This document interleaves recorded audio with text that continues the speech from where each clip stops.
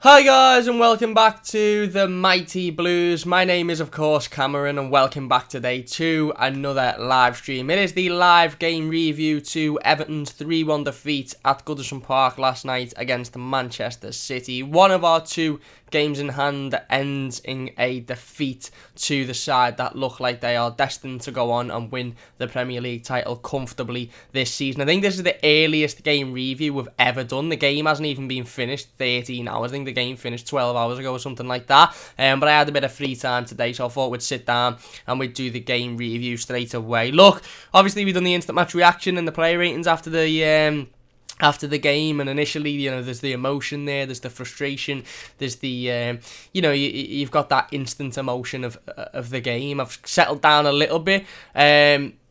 Do I think I was a little bit harsh yesterday on some of the players, certainly some of the defending in the second half? Maybe. Look, Manchester City are an absolutely fantastic footballing side, and I don't think anybody really expected us to turn up yesterday and win that game of football. Certainly not win it in a comfortable manner, even though we set up with a defensive formation that we've set up numerous times in the past, and it's worked, obviously, with the four centre-backs across the back line. We had Luca Dean playing in a little bit more of an advanced role in midfield.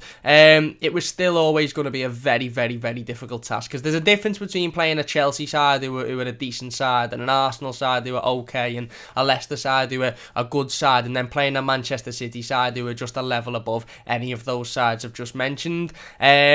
And we knew that it was going to be a real struggle yesterday. We knew Manchester City were going to have 80-90% of the ball. We knew that they were going to continue to come forward. We knew that they don't stop. We knew that they've got the energy, they've got the quality. I mean, look at their bench, for example. They had Gabriel Jesus, who I think yesterday, he's broke this record now, but yesterday he hadn't played a game against Everton without scoring. I think he'd scored 7 in 6 games. They had Bernardo Silva on the pitch. They had Raheem Sterling. They had Riyad Mahrez. They had all of those players and still had Kevin De Bruyne and Sergio Aguero to come off the bench if needed. It was absolutely, their squad depth is just another level to Everton's, isn't it? And let's be perfectly honest, I don't think any of us are surprised by the fact that we couldn't keep up with that. I don't think any of us are surprised by the fact that, Manchester City turned up in the second half. They put the foot on the gas a little bit more and they run away with the game of football. Is it frustrating? Yes, it is frustrating, certainly given the defeat against Fulham on Sunday, but I think we have to look at this game in isolation, and the isolation is that these are a very, very good side. We aren't as good as them. We give them a strong battle and stayed in the game for 45 minutes. We played some nice football going forward as well. It's not like we were completely out the game. We had 2 or 3 or 4 chances to get forward. Abdoulaye Doucouré has one where he plays a brilliant ball to Luca Dean, who chips it back over to him, and he can't decide whether to take the shot or to cross it back in. Obviously we had the goal, which I think is a really well-worked goal. Okay, it's lucky because it bounces off the post and hits Richarlison, but let's be honest, moments of play prior to that weren't lucky. The ball from Alex Iwobi into Seamus Coleman is brilliant. The chip over from Seamus to Luca Dean is perfectly timed, and Luca Dean's effort is a very good effort. So yes, okay, it's lucky that it bounces off Richarlison on the post, but it's not lucky in terms of the move for the goal to come about. It was a good bit of play by Everton, and I thought there were a couple of times in that first half, I said it in the instant match reaction yesterday, where Manchester City were a little bit sloppy and they were gifting us the ball in possession. There was one where Richarlison had a run on but just got the ball stuck under his feet.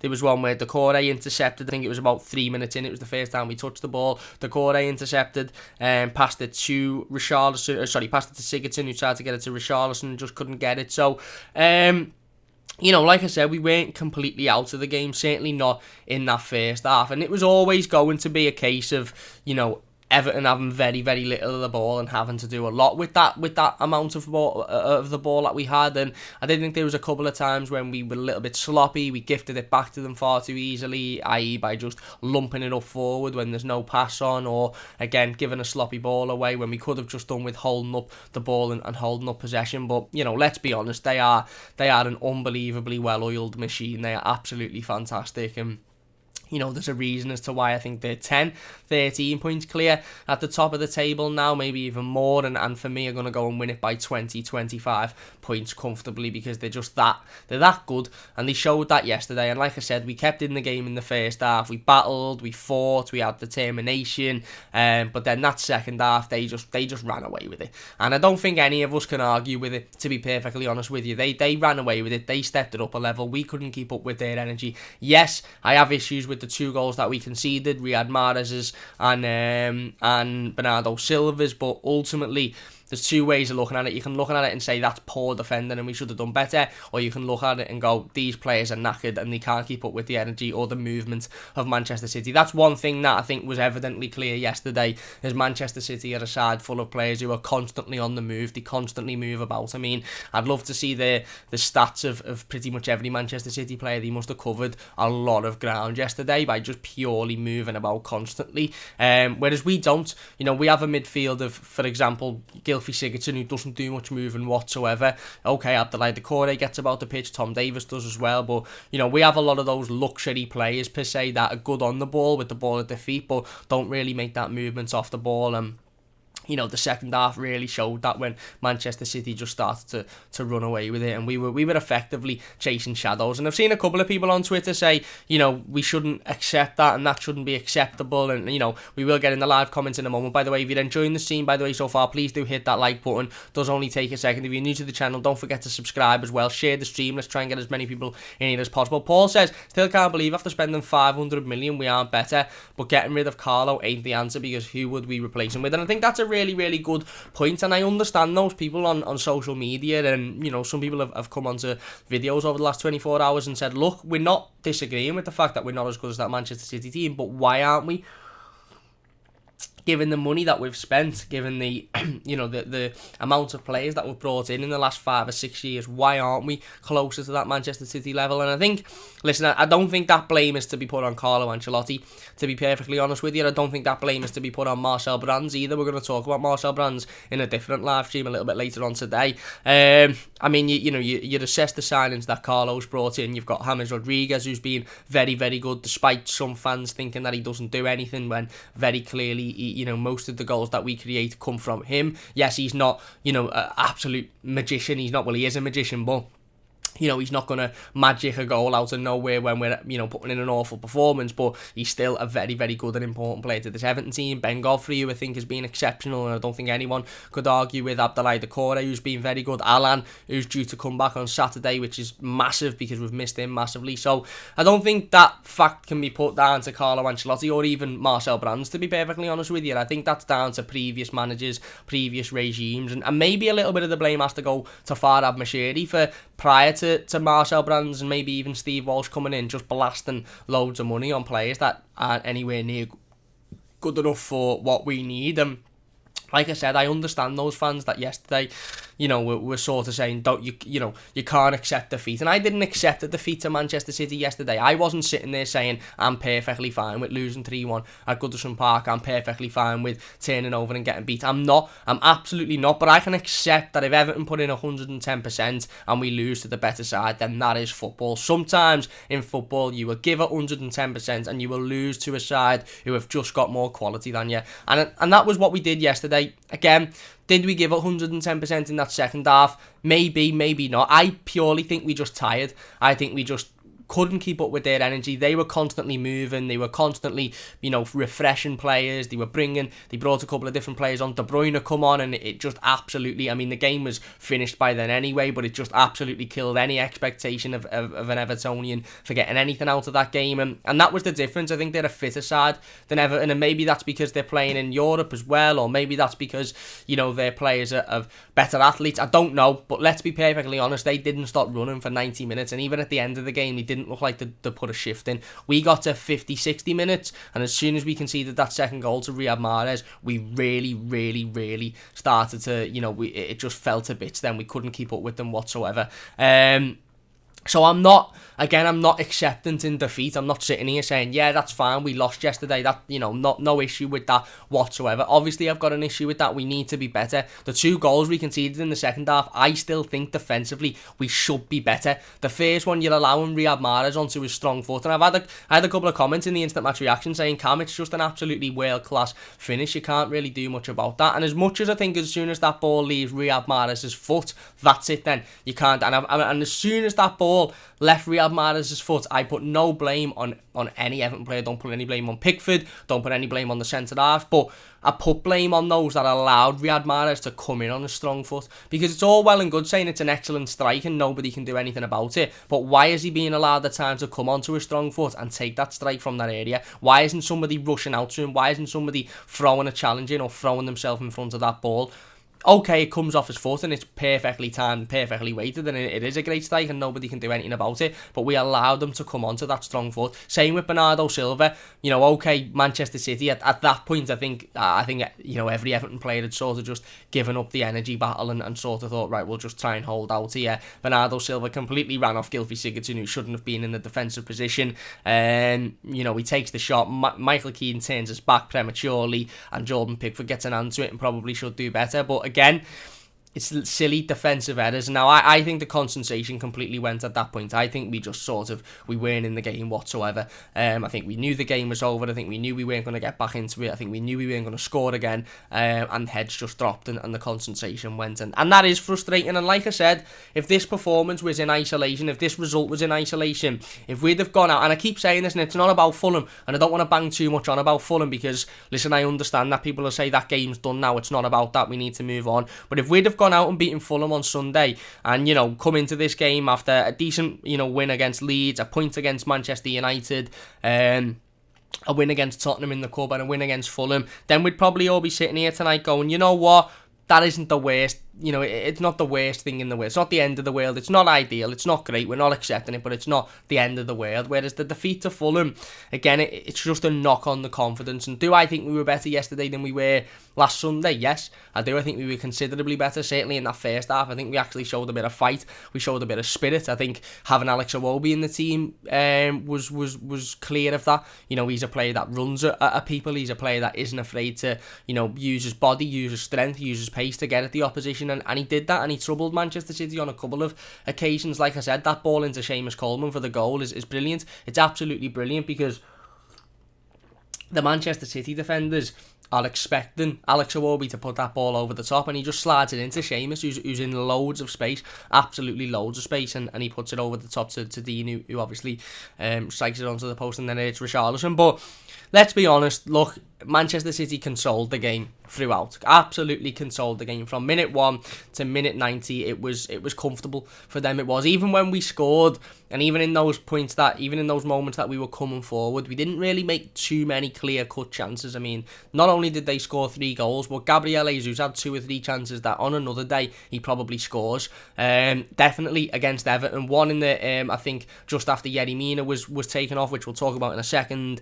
where he blasts it over the bar. Another one in the second half where he puts it wide. Bernardo Silva had one and Jordan Pickford makes a good save. So there wasn't one point in the game where Everton controlled it. Yes, we had counter-attacks, and yes, we had periods where we thought, right, okay, we can get at them now, but there wasn't one point that we were sort of in control. Manchester City throughout the entire game just grabbed it by the scruff of the neck and done what we all expected them to do. They're ruthless winners. They don't take any they don't take any prisoners, and I knew going into half-time at 1-1 that they were going to come out and they were going to put the foot on the gas, and it was always a question in that second half for me as to whether Everton were going to be able to keep up with that level that Manchester City were going to take it up to, because Pep Guardiola would have had them in at half-time and gone, look, you've played well there, but obviously not good enough, because you haven't created enough chances, you haven't put enough in the back of the net, and they're level, and they're actually growing in a little bit of confidence. And whereas we've seen Everton in recent times go into half-time and allow a team to grow into confidence and then come out and continue to allow the team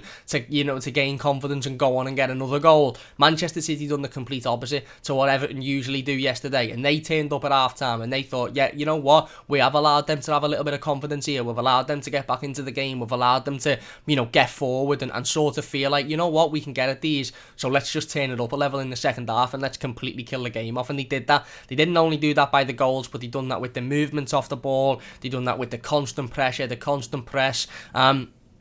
Everton couldn't keep up with it whatsoever. We couldn't keep up with it. Let's get into the live comments then before we go into talking about team selection and Yerry Mina, of course, which I think is a big talking point as well. If you're enjoying the stream, by the way, so far, please do hit that like button. It does only take a second. If you're new to the channel, don't forget to subscribe. Share the stream on social media. Let's try and get as many people in as we possibly can. I understand it's 20 past 11 on a Thursday morning, so I get that. You know, maybe not everyone will be able to get involved. I understand that, but hopefully we can get as many people in as we possibly can. Tom says, do you think we should settle on a best 11 formation from now on? If we had CMs of Davis, Decore and Alan with Hammers on the right of a front three, I think we could see the best of Hammers. I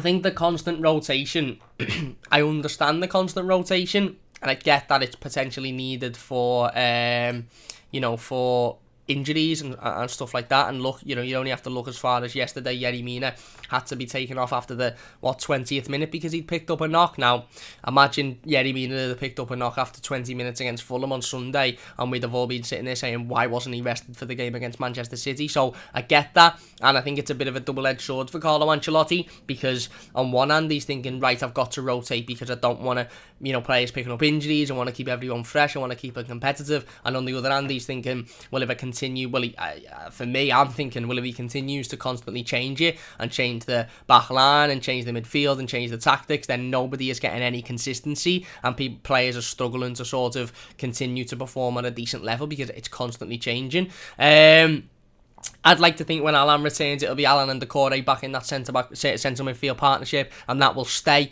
for the foreseeable future. You could even say that maybe Abdoulaye Decore needs a bit of time out the team. He's played an awful lot of games this season. He probably is due a rest as well. The last thing we need is him picking up an injury. He's so energetic. I think he was excellent in that first half yesterday. But I agree. I think we need to start, you know, we do need to settle down on a best 11. We do need to settle down on a, you know, certain tactic. And look, I'm not Carlo Ancelotti, so I don't know anywhere near as much as Carlo Ancelotti about football or football management, etc., etc. But what I would say is that constantly changing, certainly the back line isn't helping us at the moment. Everton Botch says Silva has only scored one goal before yesterday, and Mahrez has been poor, and they destroy Everton. Imagine Gundogan was playing. I think Riyad Mahrez is an excellent footballer, mate. I think he is an absolutely excellent footballer. I would give so much for Riyad Mahrez to play for Everton Football Club. He has that moment of magic that, you know what, I read the tweet yesterday and I can't remember who it was from, so I'm going to have to apologise, but I thought the tweet was absolutely spot on, and it was along the lines of, Manchester City have got 4, 5, 6 players that can produce those moments of magic. Your Riyad Mahrez, your Bernardo Silvas, your Kevin De Bruyne's, your Raheem Sterling's, your Gundogan's, your Gabriel Jesus on another day. They've got 5, 6, 7 players that can change a game in an instant with a moment of magic. We've got James Rodriguez. That is it.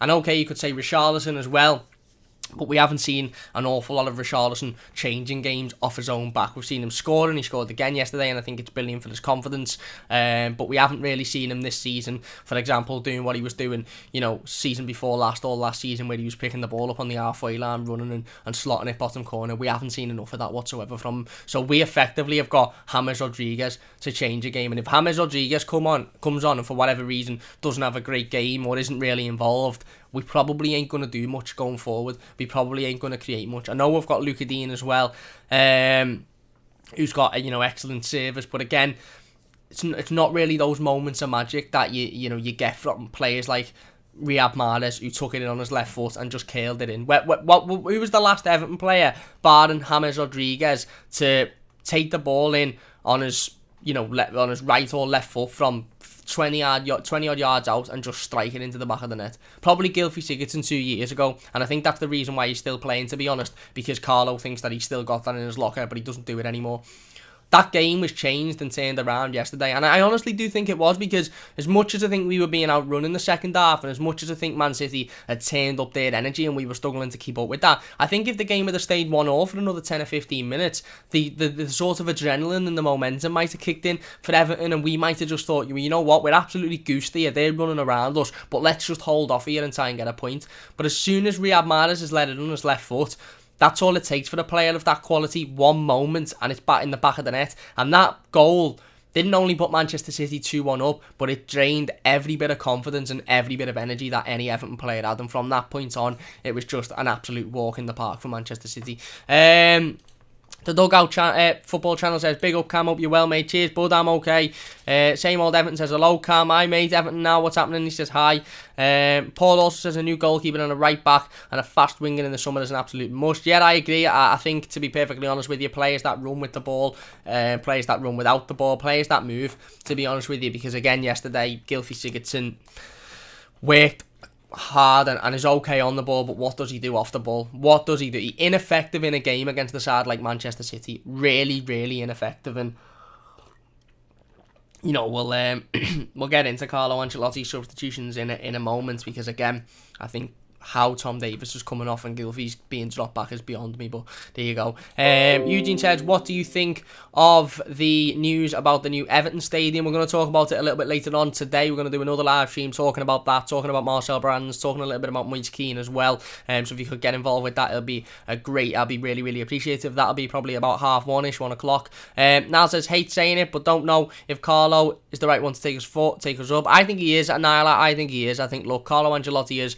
Let's be honest with ourselves. Everton are 3 points away from the side that are currently sat in 4th this season. If you'd have said to me after that Wolves defeat at the back end, in fact, if you'd have said to me after the Bournemouth defeat at Goodison Park on the last day of last season, you in February, in mid to end of February, will be only a win away from being joint 4th in the Premier League, and you'll have lost some stupid games that you should have won. I'd have said you're talking nonsense. I'd have said there's not a chance with this squad and with this team and this mentality that we'll be anywhere near 4th next season, but we are, and that shows the brilliant work that Carlo Ancelotti has done this season. Has he been perfect? No. Has his decision making been great? No. But let's be honest, we've had 2 performances recently in which Carlo has made the wrong decisions. He made the wrong decision substitution wise and maybe even starting 11 wise on Sunday, and he made the wrong decision substitution wise yesterday as well. He didn't make the wrong decision against Man United. He didn't make the wrong decision against Spurs. He didn't make the wrong decision against Leeds the week before. And that is, again, that's the frustrating thing, because you look at the gulfing class between Everton and Manchester City and you think, we aren't anywhere near their level. We're not. We're absolutely not. Look at how good they are. Look at how much energy they've got. Look at how much quality they've got. We're nowhere near Manchester City's level whatsoever. But if we'd have beaten Newcastle away, Newcastle at home, Burnley away, Fulham at home, who else have we played that would put in a bad performance? Leeds at home. All sides, by the way, that we could have, and I've said this before, and I'm sorry if you've watched one of the recent live streams and you're thinking, Cam, you're saying the same things. I'm going to continue to say it, and I'll continue to say it until the end of the season, because if we would have beaten those, I'm not like I'm saying, if we'd have beaten Man United and Liverpool and this, that, and I'm saying sides that we should have beaten. We expected to beat Fulham, we lost. We expected to beat Newcastle home and away, who was shite, we lost. We expected to beat Burnley, we didn't win, we got a point out the game. We expected to beat Leeds at home, who defensively are dreadful, we lost. If we'd have won those 5 games, we'd be sitting 2nd behind Manchester City. Now, that would be a massive overachievement, because like we seen yesterday, we are nowhere near their level whatsoever. But it's the games that we should be. Southampton away. Even Southampton away, I'm not even going to count, because they were on decent form at the time. So I'm not even going to count the teams that you look at and you think, you know what, they're on, they're a decent side there. So I'm not counting West Ham either. They're on decent form. They're an alright side. Fulham, there's no excuse. Newcastle home and away, there's no excuse. Leeds at home, there's no excuse. Absolutely no excuse whatsoever. Burnley away, no excuse. If we'd have won all of those games, we'd be sitting now just behind Manchester City at home. And that's not even counting West Ham at home, as Everton Botcher says, Southampton away as Everton. That's not even counting those other games that we still should be winning. But I'm not going to count them, because they're alright sides. I'm talking about the sides who are really poor, who we should be beating, and we haven't. So I think Carlo is the right man to take us forward. I think we've had a good season so far. Has it been perfect by any stretch of the imagination? No. And we need a massive reaction. Yesterday was much better than Sunday. It was. Let's be honest. The first half we battled, we stayed in the game, we come forward on a couple of occasions, and we defended well for the most part. Other than the Phil Foden's goal, which takes a horrible deflection, we defended really, really well. Yes, we faded in the second half because their quality and their energy just took it a level above anything that Everton can handle. But we need a massive reaction. Paul says, Carlo's signings as a whole have been decent. It's the mess he is being left with. I agree. Ancelotti says, Eugene says Ancelotti has ruled Mina out. Everton now for the Merseyside derby. Yes, Everton now says, I put this on Twitter, as poor as it's been lately, and as much as we want it to happen overnight, we've got to remind ourselves this is a transition season, not Ancelotti's team yet. Back him. Couldn't agree more, mate. Couldn't agree more. Anyway, let's get back into the review then, because that's what we're here to talk about, isn't it? Carlo Ancelotti started with a Everton side that was familiar to one that we've seen before. He started with the back line of the 4 centre-backs, Ben Godfrey at left-back, Mason Holgate at right-back, Yerry Mina and Michael Keane at centre-half, and then obviously Luca Dean playing in a little bit more of a forward role. We had Alex Iwobi in there, we had Tom Davis in there, we had Gylfi Sigurdsson in there, and then we had Adelaide Doucouré as well, and we had Richarlison up top. I think that's everybody that played. I can't remember. We had Richarlison, Iwobi, Sigurdsson, Doucouré, Davis, Dean, and then we had the back line of Godfrey, Mina, Keane, Holgate and Pickford in goal. Pickford returned as well, which we'll talk about in a second. Again, let's be perfectly honest with you, I thought the first... Listen, it's difficult to talk about this game. It is difficult because I'm not going to sit here and say, oh, we were massively in the game or we were battling them or it was 50-50. They must have had 85% possession. They were coming forward, they were constantly pressuring us, but that isn't something that we didn't expect. We expected Manchester City to do that. We expected Manchester City to constantly press. We expected Manchester City to cause us issues, and we expected Manchester City to make it really difficult for us. One thing I was most impressed with, and Ian says, hi Cam, thought it was a million times better than Fulham. That's the one thing that I was most impressed with, and that is that we stayed in the game.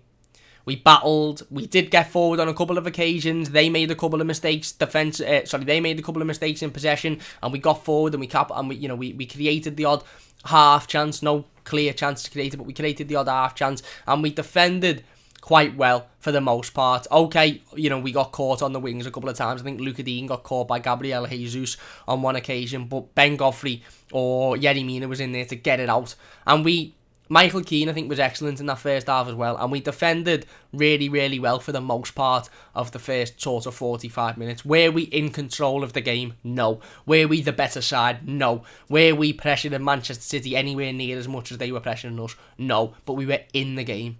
And as much as you might say, it's embarrassing that we're Everton Football Club and we've spent £500 million and we're happy with being in the game against Manchester City.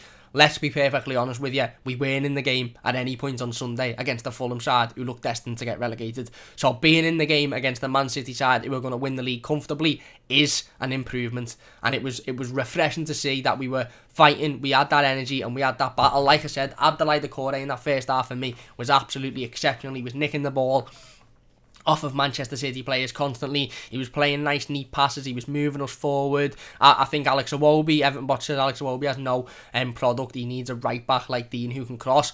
Fair enough, but I actually thought Alex Iwobi impressed me yesterday. I think his footwork at times was absolutely exceptional. I think there was a couple of times where he got his way out of dangerous situations with nice little bits of footwork, and I honestly think he was really good. Someone else said it in the comments in the instant match reaction. Oh, I don't know what game you were watching. Alex Iwobi didn't do anything. I thought he played well yesterday, to be honest with you. I really, really thought he played well. He kept hold of the ball well. He brought us forward on a couple of occasions. He played a lovely ball to Abdoulaye Doucouré to set him on his way for that chance where Doucouré plays it to Dean and Dean chips it in and Doucouré's within two minds and he has a massive part to play in the goal as well. He plays a great little through ball to Seamus who chips it over. So I thought Iwobi Decore. I thought Tom Davies again was excellent. I really did. I thought he'd done so well. Yes, he passed it back on a couple of occasions, but we're playing Manchester City. I think Tom Davies probably thought I'd rather play a safe pass than attempt to hit it 40 yards, get it taken off us and heap pressure on us. I thought he was winning fouls in the right areas. Like I said, he was battling, he was picking the ball up well, he was passing it off well. He put in a couple of good tackles as well. And I thought Richarlison was really good in that first half. Not only the goal, which again we can all sit here and say, oh, it's a lucky deflection, blah blah blah. He's got to be in the right place at the right time, and he was. But not just the goal. Let's not talk about the goal for a second. The overall play from Richarlison, he was left alone on a lot of occasions. To be fair, he was isolated up top, and he wasn't just isolated. He was isolated with 2 or 3 Manchester City players around him, and I think Richarlison figured out straight away. I think he figured out, right, I'm not just going to be able to let this ball bounce off me here. I can't just pick the ball up and kick it to somebody who's, further back, because we're going to heap a load of pressure on us. And I think what Richarlison done really well was hold the ball up and either win a foul or wriggle his way out the situation and play somebody in who's got a lot of time and space on the ball. He was aware straight away that if we gave that ball away, or if he allowed it to bounce off him, or if he just hit and hoped randomly, the likelihood is City were going to pick it up and they were going to come at us again. I thought his centre forward play yesterday was excellent in that first half, absolutely excellent. He held everything up. Like I said, he got his goal, which is a again a deflection off the post, but he got his goal. And I thought in possession, he was really solid. He done exactly what we needed him to do. He held it up. He won fouls when he needed to win fouls. He played the ball back off when he needed to. He took it where he needed to. I thought he was really good in that first half. Considering he was isolated every time the ball went up to him, near enough every time, he held it well. And he calmed it down for Everton. And I think he deserves a lot of credit for that. I really do. But then 15, 20 minutes in, of course, Yerry Mina goes down injured and, has to be taken off. And that completely sort of spins the game on the head for me. And don't get me wrong, listen, Seamus Coleman come on, and I don't think he done particularly poorly, to be honest with you. Obviously, he plays the cross in for Luca Dean's effort, which ultimately ends up in the goal. And I don't particularly think Seamus was bad last night. I don't think he was bad whatsoever. I wasn't massively pleased to see Mason Holgate drop back into centre half, because I think he struggled there recently, and I think he had a tough night of it again last night. He wasn't awful, he wasn't as bad as he was against Fulham, but I still think he had a difficult night last night. Understandable, we were playing against Manchester City. But in Yerry Mina coming off, and us knowing sort of instantly that that'll be him out for the derby on Saturday, I think it sort of threw a massive spanner in the works there, because we had limited Manchester City. I think we done really well in that first half, certainly when Yerry was on the pitch, of limiting Manchester City to putting balls into the box, to chipping balls in. Okay, there was a couple of times when they beat us on the outside, and they just had far too much skill and ability to beat us, and then we had to defend on the floor. But I think we limited Riyad Mahrez to chipping balls into the box in that first half. I think we limited Raheem Sterling to attempting to do that, and whilst we were having to deal with balls coming in high, we were comfortable doing that, because Gabriel Jesus isn't the biggest striker in world football. He's not notorious for scoring headed goals. So whilst we were limiting Riyad Mahrez to the only option he had was to chip the ball in, Michael Keane and Yerry Mina were comfortable in doing that all day. They were comfortable with dealing with that all day. And like I said, I think that is sort of where we fell off a little bit in the second half, as not only did the energy drop, but we started to become a little bit complacent with allowing the likes of Riyad Mahrez and the likes of Bernardo Silva and Raheem Sterling to start playing it in on the ground. And ultimately that is what, that's the reason we conceded the second goal, is because we allowed Riyad Mahrez to have a fantastic position on goal and to take a fantastic shot, and it was always going in the back of the net. There was only one place that ball was going when it come off his boot, and that was the back of the net. We didn't allow that in the first half. We put Riyad Mahrez onto his right foot, and if we were going to put him onto his left foot, we made sure that there was somebody stood right in front of him. So the only option he had was a chipped ball without any momentum on. His goal, it's just rolled straight out to him, and it's perfectly on a play for him to hit it. And I think it's when Yerry Mina and Michael Keane on the pitch, like I said, I think we dealt with those balls into the box comfortably. And I think that was always going to be the case. If we could limit Manchester City to aerial attempts, we would be quite comfortable with dealing with them. Yerry Mina goes off injured, and like I said, it's, again, It's that bit of luck that Everton just don't seem to have at the moment. And I know I'm not using it as an excuse, and I'm not saying that if Yeri would have stayed on the pitch, we'd have won that game, or, you know, that Mason Holgate was particularly awful, but it's that bit of luck that we just didn't need. We didn't need, arguably, our best centre-half to go down with a calf injury 20 minutes into a game against the side that are running away with the league title, and then for him to be out for the Merseyside derby on the weekend. We didn't need that whatsoever, but that's exactly what happened. He goes down. You know, he walks off, to be fair, so the hope is that it's not too big of an injury. But Carlo pretty much said after the game that he won't play on Saturday. So, again, Mason drops into the centre-back position. And I don't think he done particularly badly, to be fair. There were a couple of times when he was caught positional wide, and I think he needs to sort his positional awareness, because I do think he gets caught on a couple of occasions. But in terms of balls in the air, aerially, I think he done okay, Mason. I think he done okay.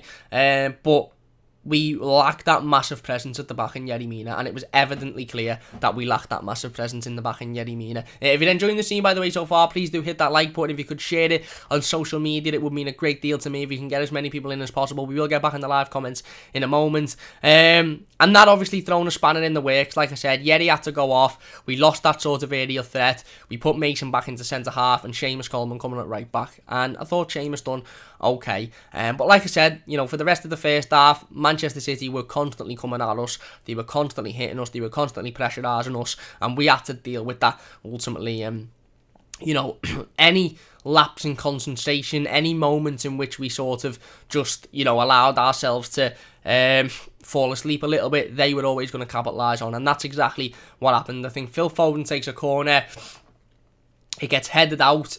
I think it falls to maybe Mahrez, who puts it back in. It comes back out. Phil Foden runs onto it, takes the shot. It takes a massive deflection, and it goes past Jordan Pickford. Again, like I said, a lapse in concentration, not focusing on where Manchester City's key players are, and allowing Manchester City players to have as much space as they possibly want to take a shot. Is it unfortunate? Of course it is. Look, Phil Foden takes the shot, it bounces off of, I think it's Seamus Coleman's leg, and it goes in. Would Jordan Pickford have saved it anyway? We don't know. Obviously we don't know, because, again, there's no way of telling that now. Pardon me, and a little bit of a hiccup there. There's no way of telling that now, but one thing's for sure is when a ball deflects 5 yards in front of your goalkeeper, it's more than likely going in. And I thought that was unfortunate for Everton, because I thought Everton had defended well. I thought Everton, for the most part, had stayed clued on. Like I said, there was a couple of times when they got the better of us and they, you know, ran that line well down that right and left hand side, but that was to be expected. They're very good, and I thought for the most part Everton defended well and we stayed in the game. Amazon Prime, by the way, Ali McCoist was crying in that Phil Foden goal. He acted like it was prime Zidane. It took a massive deflection and looped over Jordan Pickford because of the deflection, and Ali McCoist's going on like it's the best goal he's ever seen. Absolute nonsense, mate. They were crying in that Manchester City win for the entire game yesterday. Absolutely crying. And I'll tell you another person, not going to go on a rant, but I'll tell you another person who was an absolute disgrace yesterday, Andre Mariner. Abdoulaye Doucouré makes one foul. Mariner gives him a yellow card. Richarlison kicks the ball away. Mariner gives him a yellow card. Manchester City players can sit there and kick us up the park all day. Richarlison can get ragged down. He can get kicked when he's holding the ball up. No yellow cards whatsoever. He was an utter disgrace yesterday, Andre Mariner, and we should be filing a letter to the FA to say he shouldn't be anywhere near an Everton game of football again. But anyway, mini sort of rant done on those two. Like I said, we allowed Manchester City to get to break the deadlock with what I think was a silly goal to concede. Not so much the deflection, which you can't really help, but more allowing Phil Foden to have that space to take that shot in the first place. In fact, Phil Foden even, I think, says to, I don't know if it's Sterling or one of his other teammates that's standing next to him, leave this, I'll have this, and he sort of like weights it up and then has the shot. I think it's Alex Iwobi should be covering him and he just doesn't. But yeah, we go 1-0 down and you're thinking, right, are we going to show a reaction here? Are we going to get back into the game? We've defended well so far. We've had the odd half chance, like I said. Richarlison had one where he got the ball caught in between his feet and he couldn't quite make the run. Doucouré had one where there was a nice little bit of play, and which showed at that point that we can get at Manchester City and we can we can run at them defensively, and they can be prone to allowing balls to come into the box. They can be prone to allowing you to have, the odd half chance, and that was always going to be the case. When we had a half chance yesterday, we were going to have to take it. And as soon as they scored, I think Everton sort of, again, I just think we became a little bit more confident, to be honest with you. I think we had a little bit of belief. We sort of felt, no, you know what? Okay, they've scored a lucky goal, but we've broke forward on a couple of times here. We don't need to sort of bow down. The defence is doing a decent job. Ben Godfrey had done well. Michael Keane at this point, I think, had a good game so far, certainly in that first half. You've got Mason, who's doing okay. Seamus is doing okay since he's come on. Let's get forward and let's try and create again. And that's exactly what we did. Like I said, the goal for me is brilliant. It's absolutely brilliant. And if it goes in off Luca Dean, if it doesn't hit the post and bounce off Richarlison, it's one of the best goals we've scored this season. It really, really is. The fact that it bounces off the post and it's Richarlison, ultimately, no one cares because it still went in. But it gives the excuse for all of these media people and all of these opposition fans to say, oh yeah, it's a lucky goal, it bounces off the post. Don't look at the fact that it hits the post and it's Richarlison. Look at Alex Iwobi's pass to Coleman. Look at Coleman's chip to Dean. Look at Dean's shot. It's a fantastically well-worked goal. I think it's Decore originally passes it in to Alex Iwobi, who's got a bit of space. And like I said, I think Manchester City players are betting on Alex Iwobi to swing that ball in comfortably, and he doesn't. He plays a nice pass to Coleman. Coleman chips it over to Dean. Dean volleys it onto the post, and it bounces off Richarlison, and it's 1-1. And you're thinking, brilliant. Right, we've got it. We've got a goal back now. We're still in this game. Manchester City are likely to turn it up a level, but we're still in it. And then we go in at half time, and like I said, for me, I knew that they'd put their foot on the gas. I knew that they'd take it up a level. I knew that it was going to be extremely difficult for Everton to stay in that game, never mind go and get anything further out of it. And that ended up being the case. Like I said, they in the second half just absolutely ran rings around us. We were chasing shadows, and as much as you can say it's embarrassing, I don't think it's embarrassing.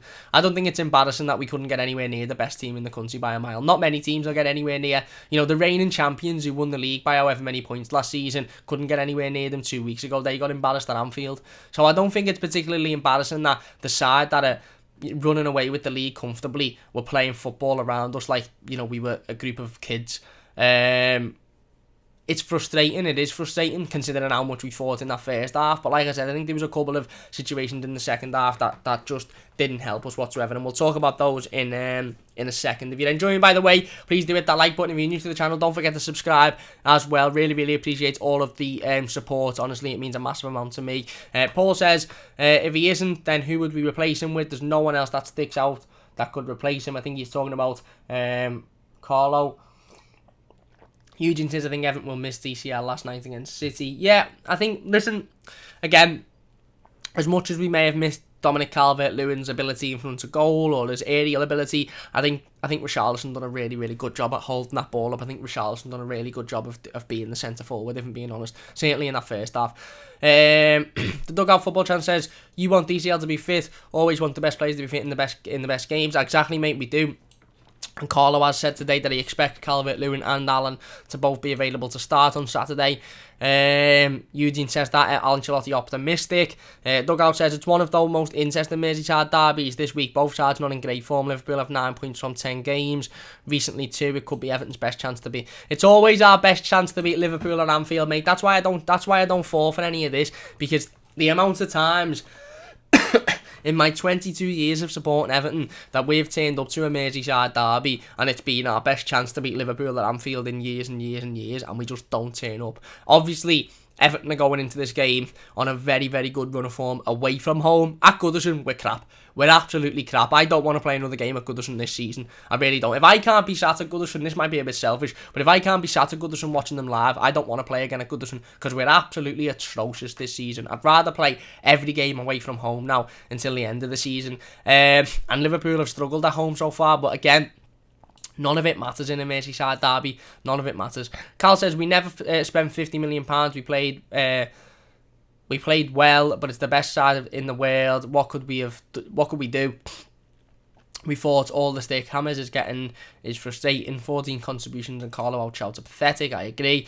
Same old Everton says no Yerry Mina. Everton now says we can get away with Hammers playing if we get somebody like Basuman instead of Gylfi. We can get away with Hammers playing if we don't have another two luxury players next to him. If you've got Sigurdsson and Gomez in the same team as Hammers, then it's not going to work. The three of them can't play together. In fact, two of them can't play together. Just have Hammers in there.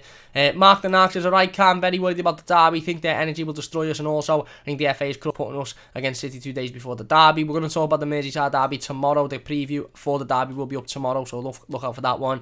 The Dugout says, Mark the Narc, yeah, it's not fair at all. Eugene says, Keane makes Juventus admission. Mike says, spot on, Cam, City are class. We looked lost against them. Everton Botcher said about Iwobi. King says, as a City fan, I must say, you guys played really well. Just keep playing like that. If only we could, mate, if only we could. Eugene says, I think Everton needs to start Josh King. I think it'll be Richarlison and Calvert-Lewin, to be honest with you. Now says, ideal signings in the summer. A right back, a midfielder with a bit more energy. We need more energetic midfielders and less luxury players, to be honest with you. And yeah, probably a right winger, to be honest with you. Some fans are giving abuse to Delph disgust, and I think it's because, any abuse to any player, we had this conversation on one of the other live streams, if you're sending abuse to a player, then sort yourself out. No, a footballer turns up once a week and plays footy. He turns up in training for a couple of hours a day and plays footy. Yes, they're on stupid amounts of money. Yes, it's not socially right, but it's not their fault they give him massive contracts. Fabian Delph had a little bit of a laugh and a joke with City players yesterday.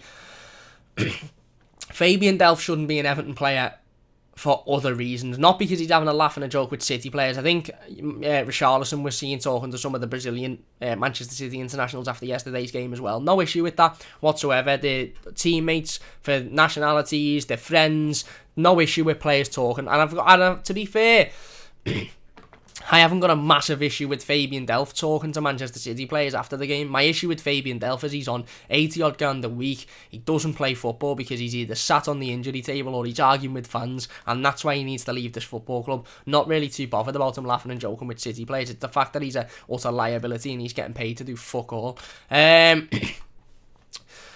Everton bot says, if you're not If you're not an Everton fan, then this channel ain't for you. This channel's for everyone, mate. Everyone who can hold a valid conversation. We welcome everybody. Everton watchers, Jason says, hi, I didn't get a notification. Thought we played much better last night despite the defeat. What do you expect when you play a club basically owned by a country? Mike says the issue over squad fitness is very real and been a problem for a few years. Why? And how can we take on European campaign if we can't compete domestically? Yeah, I think it's a really good point, to be honest with you. We will get back in the live comments in a moment. Rose is in the chat. She says, hi Cam, City levels above us. Wish we'd have beaten Fulham even more now. They are Rose, and that's it. And ultimately, I think that's how we would. So if I could summarise this game in 2 minutes, it'd be Manchester City are the best team in the country by a country mile. Everton are not, and we are not anywhere near that level that Manchester City are. So yesterday's result and performance wasn't very disheartening. It wasn't, because it was expected. They're very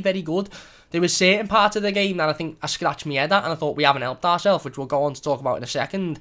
But overall, it's not the worst performance or result in the world. It's not the end of the world. It just is so disappointing, as Rose said, that we couldn't have just beaten a Fulham side who were comfortably there for the taking on Sunday. And then this result would have all been sat here going, whatever, move on. The derby's on Saturday. Anyway, into the second half, like I said, we knew at half-time Manchester City were going to put the foot on the gas. We knew at half-time that Manchester City were going to step it up a level. And that is exactly what they did. And in the short, to summarise it in short, Everton couldn't keep up with that. We couldn't keep up with their energy. We couldn't keep up with their intensity on the ball and off the ball. And we allowed them... Whereas what we did in the first half really well was stop Riyad Mahrez coming on his right foot. Whereas stop, the likes of Raheem Sterling getting balls into the box. Stop Bernardo Silva controlling the play. We couldn't do that in the second half. And I put down to a mix of us losing energy, us not being as energetic or as fit as they are, and just not having as much quality as they did. Like I said, they ran away with it. There was only one outcome in that second half. We were completely chasing shadows. Bernardo Silva started to run the game. Like I said, Riyad Mahrez had control of the ball, and as soon as you allow Riyad Mahrez onto his strong left foot, and you give him that space on the edge of the box, it's only going one place, and that's in the back of the net. And that's not again, something you can particularly blame specifically Everton players for. It's a great effort. I did have issues with that second half. If I'm being honest with you, I did have issues. I'm not gonna lie. I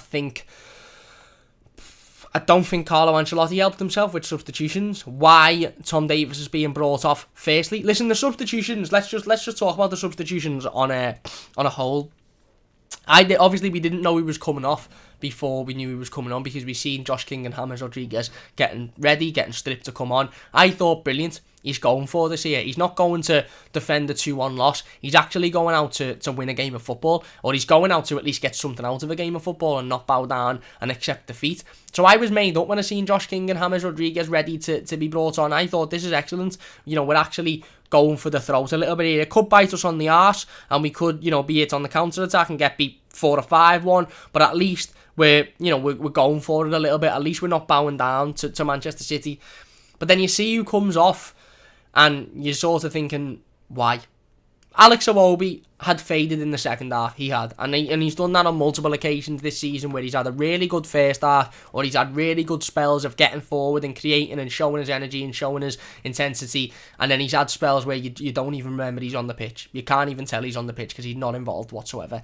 So I wasn't as vexed by Alex Iwobi coming off the pitch, to be honest with you. It was frustrating because we took off a player with the ability to run at Manchester City, with the energy to run at Manchester City, with the strong sort of physicality and pace and strength to get at them and cause them issues, as he did in that first half on multiple occasions. We took him off to replace him with a player who can do very much the same. It wasn't a like-for-like substitution because we haven't seen enough of Josh King, but we took off a player with energy and ability to run at defenders and replaced him with a player with energy and ability to run at defenders. I would have rather have seen Gylfi Sigurdsson come off, put Josh King on, and add one more player who can run at defenders and who can cause issues, rather than taking one off and putting one on. But again, understandable. Alex Iwobi had faded out of the second half. His end product still wasn't great in the first half. There was a couple of crosses that he really wasted, but I did think there was a couple of times when he put some nice balls in. He played the Corey in really well, played Coleman in fantastically, and I think his ball control was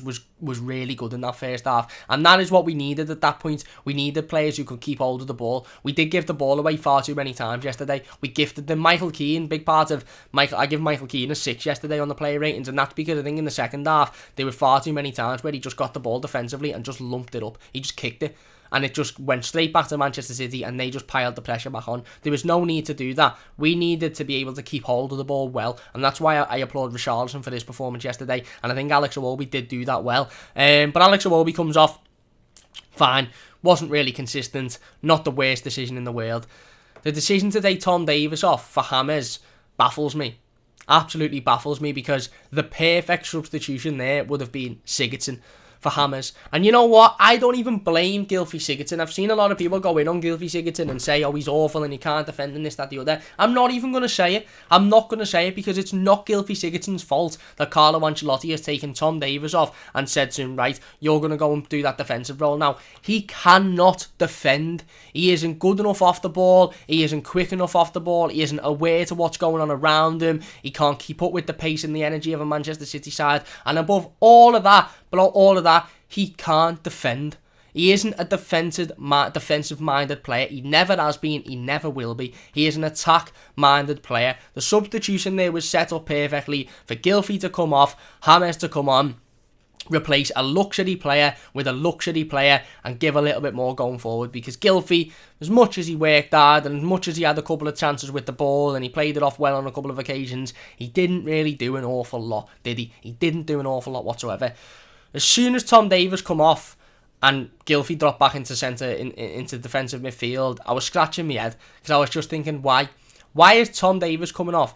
Who'd had a decent game, by the way. Was he unbelievable? No. Did he pass it back a couple of times? Yeah, but I'm not really asked about Tom Davies passing it back. I think there's an obsession with when a player passes a ball backwards. It's the worst thing in the world. Yes, if Tom Davies has got 8 Everton players in front of him and a comfortable forward pass and he turns around and passes it back, absolutely, have a go at him. That's not on. But if Tom Davies has got 5 Manchester City players in front of him and there's not one clear pass on, and he's thinking, I don't want to gift this ball back to them here because they're just going to continue to come at us, so I'm going to turn around and I'll play it back to the defence instead. No issue with that whatsoever. Tom done very well again last night. He held the ball up well. Again, he was good with his feet, his quick feet. He won fouls in the right areas. And his passing was decent as well. Not only have I got an issue with Tom Davies coming off again, I have an issue with Gylfi Sigurdsson being put at defensive midfield, because I think it's just a shocking decision. I really do. The fella can't defend, he's not a defender, and I don't blame Gylfi Sigurdsson, because he never has been a defender, and he's never proclaimed to be a defender either. He's an attacking-minded player, he creates going forward, and he wasn't doing much of that yesterday either, let's be honest. So if it should have been any substitution, it should have been Gylfi for Hammers. And like I said, we didn't need to give Manchester City any more reasons to win this game of football. We didn't. And some might say, shut up, Cam. They scored 2 really good goals. We couldn't keep up with the energy. We're not as good as them. It's not the end of the world. Move on. I agree with everything, every part of that point. If you're saying that, I agree with everything you have to say. But my point is, the Tom Davies substitution and putting Gylfi at centre midfield just helped them, because we then had no energy in the middle of the park. The core, I think, just got lost in the second half, and the calmness and the coolness on the ball that Tom Davies brings, and the little bit of energy that Tom Davies brings, we lost because Gylfi Sigurdsson stepped in there, and he may as well have been sat on the couch next to me. And again, standing off players and allowing them to take shots, I just don't think we helped ourselves. And yet you could say, Cam, you're being harsh. They're a very good team. They were always going to force us to make mistakes. And yet you could say they force mistakes because they're a very good team. But again, I just think the substitution didn't help. I think Tom Davies should have stayed on. I don't think Gylfi should be playing in a defensive role. And like I said, as soon as Mahrez puts that in the back of the net, and it's an excellent finish, and I don't particularly blame any specific player for that finish. I blame the fact that we allowed them to come in on a strong left foot, but it's an absolutely excellent finish. And as soon as it goes 2-1, that's it. It's game over. It's game, set and match. We were never, ever going to get back into that then. Never going to get back into that game. We didn't have enough energy. They just stepped up a level. We couldn't keep up with that. The third goal, again, is extremely disappointing. Gylfi Sigurdsson completely allows Bernardo Silva to run off him. Decore's nowhere to be seen. I think Josh King was our deepest midfield player at the time, which is ridiculous. He completely waltzed past about 3 or 4 Everton players. Michael Keane turns his back 10 minutes before he takes the shot, and Jordan Pickford gets a strong right hand on it and palms it into the back of the net. And I think that goal in itself pretty much summarised that second half performance by Everton, as we just didn't have the energy, we didn't have the concentration, and we didn't have the we just didn't have the quality to keep up with the Manchester City side. And there's nothing embarrassing about that. They're very good. They're going to win the league comfortably. But it is still frustrating, certainly considering, like I said, we didn't need to give Manchester City any more reason to get at us, any more reason to break us down, any more reason to get a second goal. And I just think we did, by holding off of Riyad Mahrez and allowing him to come on as a strong left foot, which we didn't do in the first half. And then, like I said, the substitution. But yeah, look, it ends in another defeat for Everton. Not the end of the world, because they're very good. Just extremely frustrating after the performance against Fulham on Sunday. And now we have an absolutely massive game now on Saturday night. Merseyside derby at Anfield. First one Carlo Ancelotti's managed in the Premier League. Look, for as much as we can sit here and say we're coming into it on decent away form and we're good away from home and Liverpool have been poor at home this season, let's be honest with ourselves. We come into the first Merseyside derby at Goodison, 7 wins out of 7, 4 out of 4 on the bounce in the Premier League. Absolutely fantastic football we were playing, full of confidence, full of momentum. Liverpool come off the back of a 7-2 strumming to Aston Villa, and in the first 10 minutes of that Merseyside derby, they look like the Liverpool of last season, and we look like the Everton of last season. So all of that form and stuff, some people say form doesn't go out the window, and you've got to take momentum and you've got to take confidence into it. Again, I just don't see that myself. One thing I would say is that Everton have had now 2 defeats on the bounce in the Premier League, 2 defeats at home, one of them being our game in hand, and those, opportunities to close the gap on those sides above us in the European positions are starting to become fewer and fewer. And let's expect a reaction on Saturday. Let's end on a positive. Yesterday, certainly in that first half, was much better, much better than Sunday was. I don't think it could have been much worse, to be honest with you, but at least we kept in the game, we had a little bit of confidence, we were holding the ball up well, we were playing well, we defended well.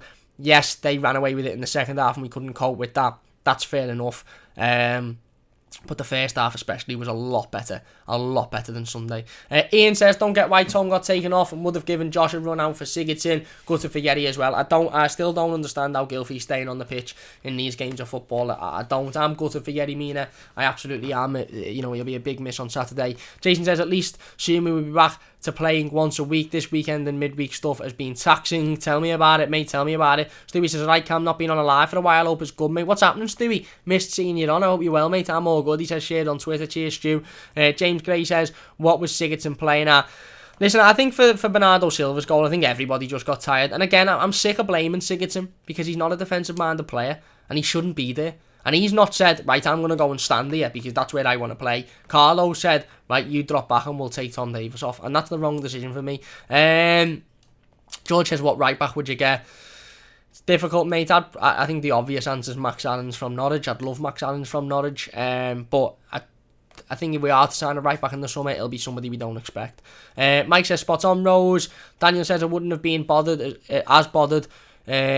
If we beat Fulham, Cam, simple as, fair enough. Naz says, score prediction for the derby. We're going to do that in tomorrow's preview. Eden says, Masters on fans returning and Premier League to remain 20 club competition.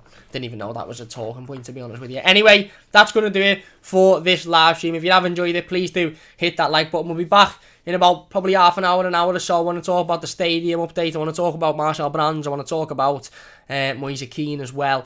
We will have the game preview to the Liverpool game up tomorrow. I want to wait for Carlo Ancelotti's press conference first before we do it. So we'll have it up pretty much straight after, maybe 1:30, 2 o'clock. We'll be live with it. So don't forget to join us for that one tomorrow afternoon. Merseyside Derby preview, of course. If you've enjoyed this video, please do hit that like button. Massive thanks to everybody for getting involved in the live comments. I know it's only early on a Thursday, so I really appreciate everybody for getting involved. If you're new to the channel, don't forget to subscribe as well.